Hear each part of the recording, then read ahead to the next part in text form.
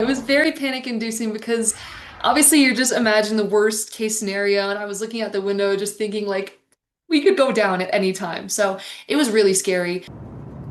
All right, just imagine how nerve-wracking that must have been to been on this United Airlines flight that she was describing.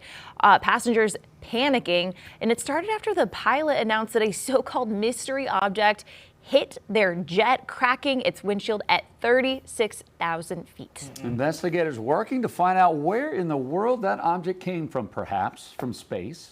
Chief Transportation Correspondent Pilot May-Kay Beeler tells us what happened next. May-Kay, what went on? Well, it sounds like science fiction. Some of the rumors out there, but some accounts suggest the object was a UFO or space junk. All right, well, whatever it was, it forced the pilots of United Airlines 1093 en route from Denver to LA to divert to Salt Lake City. Happened last Thursday after the Midair strike shattered part of the Boeing 737 MAX 8 plane's multi-layered windscreen or windshield, with reports saying a pilot suffered bruises and cuts. The pilots landed the plane safely. No passengers were injured. Speculation and online rumors blame space junk or a meteor hitting the jet, since there were allegedly scorch marks near the point of impact. In a 2023 report, the Federal Aviation Administration's data suggested the probability of space debris causing an injury to a commercial airline passenger, 1 trillion to 1. Wow. Okay, so do we know what caused a layer of that windscreen to crack? They're investigating. Could be a couple things. It could be a problem with the windshield, the defect in it, and also there's a electrical component in there because it has to heat the windshield. Maybe that broke it. Maybe something indeed hit it. Maybe a bird hit it. And you may say, well, what kind of bird flies at 36,000 feet?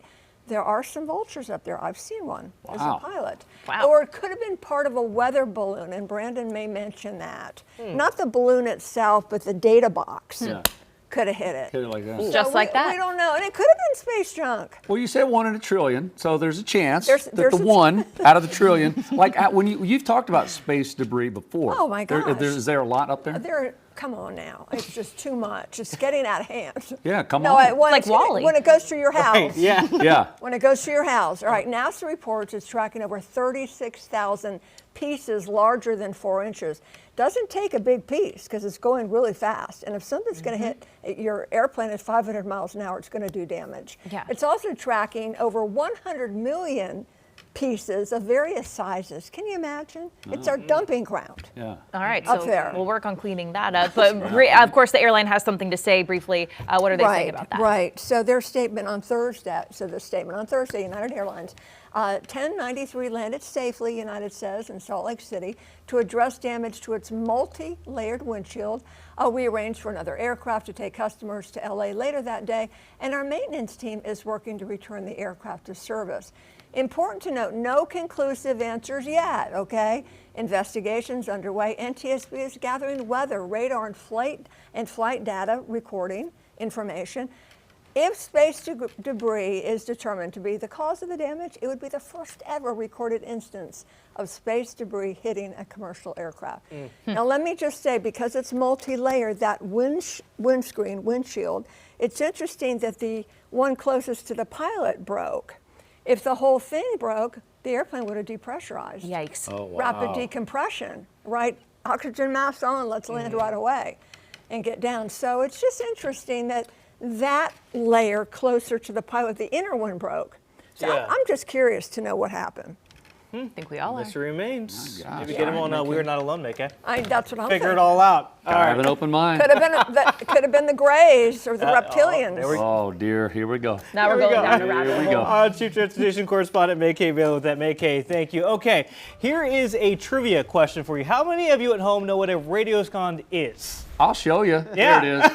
Yeah, May-Kay was just mentioning kind of the data box that may have been potentially the culprit when it comes down to breaking the windshield or cracking the windshield. This is a radiosonde. This is what it looks like. It's very small in nature, but of course the aircraft traveling at such a high speed that would crack the windshield there if it was the culprit, and that's what ended up cracking that windshield. Now, these are with the weather balloons. They're essentially attached to weather balloons, and these weather balloons are launched twice a day, once in the morning and once in the evening, and they help examine the vertical profile of the atmosphere. They're extremely important to forecasting the weather. Without weather balloons, our weather models would struggle deeply because we're getting how temperature, dew point, wind direction, everything is changing as we get into the upper levels, and this is what we end up getting, a weather sounding. So that red line right there is how temperature is changing in the upper levels. The green line here is the dew point, and then you have all the other nerd numbers there that we look at to try and give you a weather forecast. I will give you one thing. When these two the temperature and dew point line are further apart,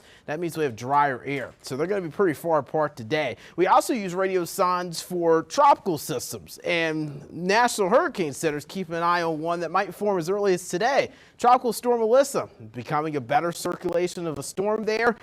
Queen City News Plus. Just search Queen City News on your smart TV's app store.